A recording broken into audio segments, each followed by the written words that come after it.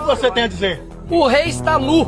É isso que eu tenho para dizer, né? Hoje saiu aí as notícias de que no dia, né, que Daniel Alvorcaro foi preso, ele mandou diversas mensagens ali pro ministro Alexandre de Moraes, ali na ânsia de querer vender o banco, né, para poder ter a liquidez, estava com uma crise para poder vender o banco. E engraçado, né? Na hora do desespero, ele não entrou em contato com a advogada dele, Viviane Moraes. Entrou em contato com o marido dela, por quê?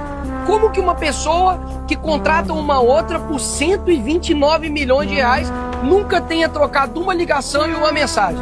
Então, assim, meu amigo, eu acho que tem muita coisa para se preocupar nesse país e pode ter certeza que o Moraes, o destino dele não é impeachment, o destino dele é cadeia.